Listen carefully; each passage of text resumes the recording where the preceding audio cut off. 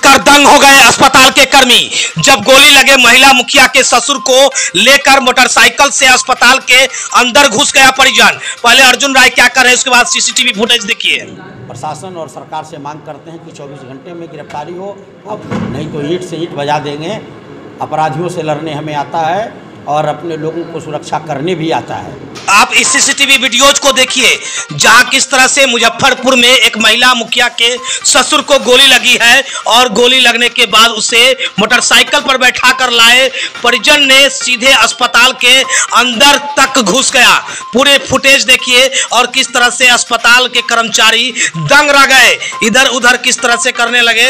यह फुटेज हम आपको सीसीटीवी का दिखाते हैं। दरअसल बता दें कि मुजफ्फरपुर जिले के हथौड़ी थाना क्षेत्र अंतर्गत महिला मुखिया के ससुर को अपराधियों ने बाइक पर सवार होकर पहुंचा और अनाधुन करीबन 3 गोली मारी गई है। मिली जानकारी के अनुसार मुखिया के ससुर को 3 गोली लगी है। महिला मुखिया मुजफ्फरपुर जिले के हथौड़ी थाना क्षेत्र अंतर्गत औराई प्रखंड के डीह जीवर पंचायत के मुखिया नूरजहां खातून के ससुर को बदमाशों ने निशाना बनाते हुए गोली मार दी।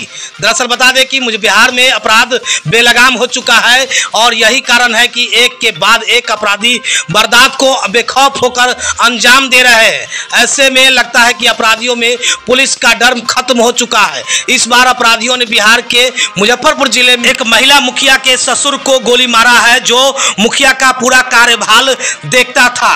दरअसल बता दें कि इस मामले में पूर्व मंत्री एवं सीतामढ़ी के पूर्व सांसद अर्जुन राय ने भी सरकार पर निशाना साधा है। उन्होंने कहा है कि अगर 24 घंटे में अपराधी की गिरफ्तारी नहीं होती है तो ईंट से ईंट बजा देंगे। दरअसल बता दें कि मुजफ्फरपुर जिले के औराई के डी जीवर पंचायत के मुखिया नूरजहां खातून के ससुर को बदमाशों ने निशाना बनाते हुए गोली मार दी। बताया जा रहा है कि बाइक पर सवार होकर 2 अपराधी पहुंचे थे जिन्होंने अनाधुन गोलियां चलाई, जिसमें करीब 3 गोली लगने की बात सामने आ रही है। फिलहाल मुजफ्फरपुर के एक निजी अस्पताल में मोहम्मद कलाम जो मुखिया के ससुर है उनका इलाज चल रहा है। बताया यह भी जा रहा है कि जो युवक ने गोली चलाया है वह पहले उनका पीछा किया यानी कि रेकी किया, जिसके बाद उनकी रेकी की सीसीटीवी फुटेज निकाला जा रहा है। वही इसमें घायल हुए मोहम्मद कलाम की पत्नी और एडिशनल एसपी और साथ में पूर्व सांसद अर्जुन राय क्या कुछ कह रहे हैं, जरा सुनिए आगे इस वीडियो में। दरसाने में गोली लगा दी और जाके हमको, हम लोग दरवाजा पर भी गए थे, हम लोग नहीं पहचाने उसको। 2 आदमी से था मोटरसाइकिल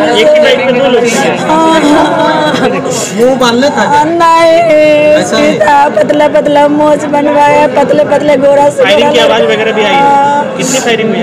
फायरिंग ना बाइक टांगले चिप्पी, एक आदमी पीछे था ना तो बाइक से था, एगो अगला था से गाड़ी था।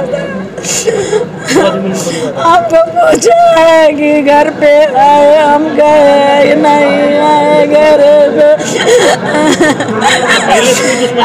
नहीं कुछ, सबके साथ में मिलजुल के काम करते हैं। 12 दिन तक पंचायत में रहते हैं। मुखिया जी के ससुर है, हम तो बहू मुखिया जी है, हमको बहू नूरजहां खातून मुखिया है, उनके ससुर है, हम सासू। क्या अब्दुल कलाम। बड़ा दुखद खबर है। कलाम साहब के पुत्र वधू डी जीवर पंचायत की मुखिया है, हम लोग के पारिवारिक हैं। घर पे भी गए थे और वो भी उसका हम लोग पहचान करा रहे हैं और जैसे ही पहचान होगी तो आगे कर रहे हैं। घटना स्थल भदई गाँव। 2-3 गोली लगी। प्रथम दृष्टया सर क्या मामला अभी तक का? अभी तो वैसा कुछ, क्योंकि लोग बता रहे हैं कि बहुत ही निहायत ही शरीफ आदमी है, किसी से कोई दुश्मनी वगैरह नहीं है। तो क्या बात हो सकती है वो चिन्हित किया जा रहा है, क्योंकि मतलब वो साथ में सुबह में साथ में ब्लॉक भी किया है और उनके घर पे भी आया है। जो घटना की वो साथ में भी गया था? हाँ, मतलब उन लोग का कहना है कि मतलब वो उसको देखे थे ब्लॉक में भी, वो साथ में मतलब पीछे गया रैकिंग कर। हाँ, हो सकता है। और जो प्रत्यक्षदर्शी है साथ में थे उन्होंने ये बताया। और ये राहत कार्य हेतु लोगों के राहत नहीं मिले औराई के विभिन्न इलाकों में, और आधा से आसपास आधा से कम या ज़्यादा विभिन्न पंचायतों में परिवार वंचित है। लोगों में आक्रोश है, जनप्रतिनिधि के प्रति जनता में आक्रोश है, सरकार के प्रति आक्रोश है। इन्हीं विषयों को लेकर सभी जनप्रतिनिधि, खासकर मुखिया संघ और प्रखंड मुख्यालय में आज मीटिंग कर रहे थे। अपनी सूची तैयार करके आपस में विमर्श कर रहे थे। आज जब वे घर लौट रहे थे तो अपराधियों ने अंधाधुंध भदई में इन पर गोलियां चलाई। अभी तो बहुत ब्लड बह चुके हैं, कई गोलियां लगी है। अब कल के बाद पता चलेगा कि क्या स्थिति है। लेकिन मैं बता दूं कि ये राक्षस की सरकार बिहार में है और इस सरकार में कोई सुरक्षित नहीं है। और जब जनता के प्रतिनिधि सुरक्षित नहीं है, जो जनता के आवाज़ को उठाने के लिए दिन रात जनता के काम में लगा रहता है, ऐसे लोगों की रक्षा और सुरक्षा सरकार नहीं कर पा रही है और चारों तरफ अपराधी बेखौफ घूम रहे हैं। कोई शासन और सत्ता का भय नहीं है। ऐसी स्थिति में इस सरकार को जितना जल्दी हो जनता उखाड़ करके फेंके, जिसके मुख्यमंत्री मानसिक स्थिति से बीमार हो। भारतीय जनता पार्टी और उनके नेता जात और धर्म का उपद्रव पैदा कर रखा है। महंगाई, बेरोजगारी है, अपराध का बोलबाला है। पूरा शासन अपराधियों के हाथ में है। और आप देख रहे हैं हम इस हॉस्पिटल में हैं। अरे औराई में तो मेरा खून बहा है, इस धरती से मेरा लगाव है। और एक मेरे साथी जिन्होंने कभी किसी को नहीं बिगाड़ा, मोहम्मद कलाम, ऐसे सज्जन व्यक्ति पर जब कातिलाना हमला हो सकता है, फिर कैसे कोई सुरक्षित रहेगा? कैसे जनता का काम कर सकता है? वर्तमान मुखिया के ससुर है। हाँ, यही मुखिया का काम करते हैं। मुखिया जो है वो महिला है और सामाजिक कार्यकर्ता है।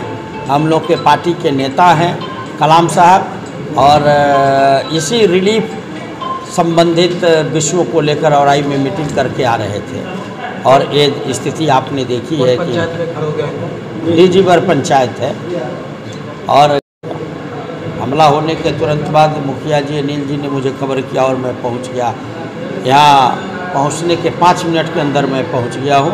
तब से हम लोग इस हॉस्पिटल में हैं, हमारे तमाम साथी हैं। हम प्रशासन और सरकार से मांग करते हैं कि 24 घंटे में गिरफ्तारी हो अपराधी की और उस पर कठोर से कठोर कार्रवाई हो, नहीं तो ईंट से ईंट बजा देंगे। अपराधियों से लड़ने हमें आता है और अपने लोगों को सुरक्षा करने भी आता है, और जनता को आगे करके सरकार को ईंट से ईंट बजा देंगे। इसलिए 24 घंटे के अंदर अपराधियों को गिरफ्तार करके फास्ट ट्रैक कोर्ट चला के उन्हें सज़ा दिलाए, ये हमारा शासन, प्रशासन और सरकार से मांग है।